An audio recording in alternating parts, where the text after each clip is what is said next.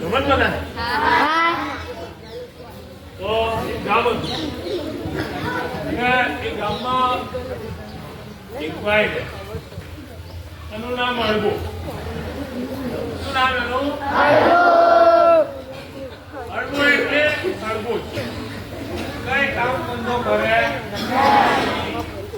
મળવાય ના જાય. કશો કામ ધંધો કરાય ને એ આખો દિવસ મસ્ત રખડ્યા કરે મસ્ત. એટલે અડવાને આની મમ્મીએ કીધું કે બેટા કઈ કામ ધંધો કર.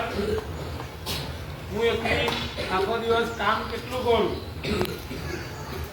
અડવાને વિચાર કરો સારું મમ્મી તો સાચું કે છે કઈ કામ ધંધો કરવો જોઈએ. કામ ધંધો કરવો જોઈએ. આ તો ભણવા જવું જોઈએ. આ તો ભણાઈ રહે કશો કામ ધંધો ના કરે. અડધો વિચાર કરો ચાલ ને લઈ કાલે જવું છે. એટલે તો દૂર ગામમાં કામ શોધવા માટે ગયો.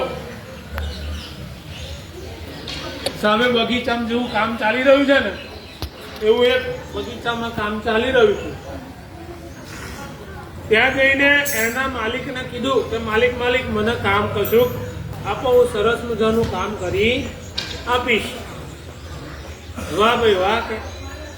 એટલે બગીચાના માલિકે એને કામ આપ્યું કે જો આખો દિવસ આ બગીચામાં કામ કરવાનું છે, માટી ખોદવાની છે, માટી સમતળ કરવાની છે. અળવાય કઈ વાંધો નહીં, હું કામ કરીશ. અળવાય તો આખો દિવસ મન મૂકીને કામ કર્યું. એટલે સાંજે 5 વાગ્યા ને એટલે માલિકે એને 1 રૂપિયો આપ્યો. કેટલો રૂપિયો આપ્યો? 1 રૂપિયો. અડવો તો રાજી થઈ ગયો કે વાહ ભાઈ વાહ, મને આખો દિવસ કામ કર્યું અને 1 રૂપિયો મળ્યો. વાહ. અડવાના મન 1 રૂપિયાનું બહુ મહત્વ હતું, કારણ કે એણે પોતે મહેનત કરી હતી અને પોતાની મહેનતનો 1 રૂપિયો મળ્યો હતો, મફતમાં નહોતો મળ્યો. અડવો તો રાજી થતો રૂપિયાનો સિક્કો મળ્યો ને આમ ઉછાળતો ઘેર બાજુ જવા લાગ્યો. રસ્તામાં એક નહેર આવતી હતી. નહેર ઉપર ચડ્યો એટલે રૂપિયો ઉછાળ્યો. રૂપિયો થોડોક વધારે ઉછળ્યો ને ગયો ઘેર ખાલી હાથ આવ્યો. મમ્મીએ પૂછ્યું કે બેટા શું લાવ્યો આજે? કે મમ્મી કે મેં આખો દિવસ મહેનત કરી ને રૂપિયો આપ્યો, પણ રૂપિયો છે ને હું રમતમાં ઉછાળતો આવતો હતો ને તો ત્યાં શું થયું? નેરમાં પડી ગયો. એવું ના હોય કે આવી કોઈ વસ્તુ આપે ને તો કે ખિસ્સામાં ભરીને લાવાય, ખિસ્સામાં મૂકીને લાવાય. સારું કે કાલે વાત કે. બીજો દિવસ ઉપડ્યો અડબો તો કામ શોધવા. તો બીજા દિવસે કામ શોધવા ગયો ને તો એને એક ગોવાળ મળ્યો. ગોવાળને જઈને કીધું કે ગોવાળભાઈ મને કશું કામ આપો ને. કે જો આ મારી ગાયો છે, આ ભેંસો છે, આ બકરીઓ છે અને ઘેટા છે, એને બધાને ચરાવવા લઈ જવાના છે. શું કરવાનું છે? ચરાવવા લઈ જવાના છે. કઈ વાંધો નહીં કે હું તમારા ગાય ભેંસ બધા પશુઓ આખો દિવસ ચરાઈશ. એટલે અડબો તો બધા એક સરસ મજાની લાકડી ખભે ભરીને બધી ગાયો ભેંસો લઈને જંગલ બાજુ ગયો. આખો દિવસ ગાય ભેંસો ચરાયા, મસ્ત ધરાઈ દીધા. પાછા લઈ આવ્યો એટલે ગોવાળે એને 1 લોટો ભરીને દૂધ આપ્યું. શું ભરીને આપ્યું? લોટો ભરીને દૂધ આપ્યું. કાલ સાંજવાળી મમ્મીની વાત હતી ને એને યાદ આવી કે કોઈ વસ્તુ આપે તો ખિસ્સામાં ભરીને લાવે. તો અડવાઈ શું કર્યું? લોટો હતો ને દૂધ ભરેલો એ મૂક્યો અને ચાલતો ઘેર આવ્યો. ચાલતો ઘેર આવ્યો ને એટલે મમ્મીએ પૂછ્યું કે બેટા શું લાવ્યો? કે જો દૂધ કહતું શું થાય? દૂધ ઢોળાઈ જાય. શું થાય? ઢોળાઈ જાય. એટલે આવી કઈ વસ્તુ આપે ને, મમ્મી કીધું કે આવી વસ્તુ કોઈ આપે ને તો એને બાંધીને લવાય અથવા તો માથે મૂકીને લવાય. ત્રીજા દિવસે પાછો એ તો ગયો કામ શોધવા ગયો ને, એક ફળ વાળાને લાવીએ ગયો, ફ્રૂટ વાળાને લાવીએ કે માલિક મને કઈ કામ ધંધો આપશો?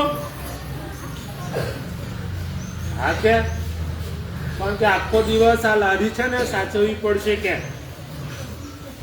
લારી સાચવવી પડે. આખો દિવસ લારી પર બેઠો અને ફ્રૂટની લારી વાળા એને સરસ મોટું તરબૂચ આપ્યું. તરબૂચ આપ્યું ને તો અડવાએ શું કીધું? કાલવાડી વાત યાદ આવી કે બાંધીને લવાય. શું લવાય? બાંધીને લવાય. અડવાએ તો એક મોટી દોરી શોધી અને તરબૂચ બાંધ્યું અને આમ ચાલતો થાય. પાછળ તરબૂચ, અડવો આગળ.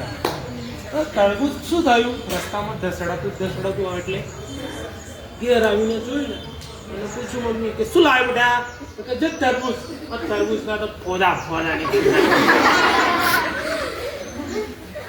તરબૂચના ફોદા નીકળી ગયા. એટલે આજે પણ કશું મેળ પડ્યો. એ અડમાની મમ્મીએ કીધું જો બેટા આવી વસ્તુ કોઈ આપે ને તો કે આપણે હાથે મૂકીને લવાય. શું કરાય? હાથે મૂકીને લવાય. એટલે અડબો તો પાછો ચોથા દિવસે કામ શોધવા નીકળ્યો. એક કુંભારને ત્યાં કામ કરવાનું હતું, ફેરા મારવાના હતા. કે જો અડબા કામ તને આપું પણ કઈ કામ ચોકસાઈથી કરવું પડશે. એટલે અડબો કઈ વાંધો નહીં કે માટી મોકલવાની હતી એક ગામથી બીજે ગામ અને ગધેડા ઉપર મૂકીને મોકલવાની હતી. અડબાને કીધું કે જો આ ગધેડો માટીની ગુણ બે ગધેડા પર મૂકીને ગધેડાને આગળ ચાલતા લઈ જવાનું છે અને માટી ઉતારવાની છે. એટલે અડબો તૈયાર થઈ ગયો. તો કાલવાડી મમ્મીની વાત યાદ આવી કે જો બેટા આવી વસ્તુ કોઈ આપે ને તો હાથે મૂકીને લઈ જવાની, લાવવાની. એટલે અડવાએ શું કર્યું? માટીની ગોળ છે ને માથે મૂકી અને ગધેડો એકલો. આ બાજુ એ વખતે બરાબર રાજમહેલમાં રાજાની રાણી કુંવરી એ રીસાણી હતી. કોઈનાથી રાજી થાય નહીં. કોણ જાણે શું થયું હતું? આજુબાજુના ઘણા બધા ગામના ડોક્ટરો ને વૈદ્યરાજને બધાને બોલાવ્યા પણ એની ઉદાસીનું કારણ કોઈ શોધી શક્યું નહીં. અને રાજાએ પછી જાહેરાત પણ કરી હતી કે જો કોઈ મારી કુંવારીને હસાવી રહેશે તો એને અડધું રાજ આપી દઈશું અને કુંવારીના લગ્ન પણ એની સાથે કરાવી દઈશું. કુંવારી કોઈનાથી રાજી થાય નહીં, કોઈનાથી હસશે પણ નહીં. કુંવારી છે ને બારીમાં બેઠા હતા. બરાબર એ જ વખતે અડવો પસાર થયો. માથે માટીની ગુણ અને ગધેડો ચાલતો એકલો જાય છે. ગધેડો આગળ જાય છે અને અડવો ગોળ માથા પર લઈ જતો. પેલી કુંવરી છે ને આ દ્રશ્ય જોયું, જોર જોરથી ખડખડાટ હસી પડી. કેમ? એની મૂર્ખામી જોઈને જે માટીની ગોળ છે ગધેડા પર મૂકવાની છે અને એને પાછળ ચાલવાની છે. એને બદલે આ તો ઊંધું થાય છે કે માટીની ગોળ પોતાના માથે લીધી છે અને ગધેડો ખાલી એની પાછળ આવે છે. આ દ્રશ્ય જોઈને રાણી કુંવારી એટલું બધું હસી પડે ને તો દાસીઓએ તરત રાજાને જઈને કીધું કે મહારાજા શું થયું? કે તો કે આપણી કુંવારી હસી પડી કે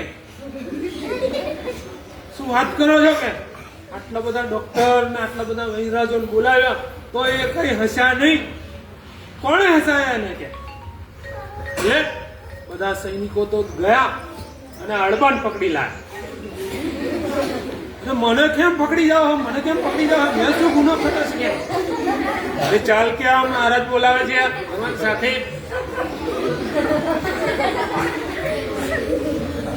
હડબો તો ગભરાયો. મહારાજ કેમ મને કશો ગુનો કર્યો નથી, મને પકડી કેમ લાવશો કે? અરે કશું ગુનો ત્યાં નથી કર્યો, તને ઇનામ આપવાનું છે કે ત્યાં મારી કુંવારીને રાજી કરી દીધી છે અને હસાવી છે. એટલે હળવાને તો સરસ મજાના નાય દોડાય, સરસ મજાના કપડા પહેરાયા અને અત્તર ને બધું સાચું મગ થઈ ગયો હળવો. એ મજાના કપડા પહેરાયા રાજકુમાર જેવા. કુંવારીને લઈ આવ્યા, એના લગ્ન કરાયા હળવા જોડે. ઘણું બધું જર જવેરાત ને દાગીના ને બધું હળવાને આપવામાં આવ્યું. હળવો તો રાજી રાજી થતો રાજકુમારી સાથે લગ્ન થઈ ગયા. ઘેર આવ્યો, મમ્મીએ પૂછ્યું હળવા શું લાયો કે જો બહુ શું લાયો? પછી ખાધું પીધું ને આજ કર્યું.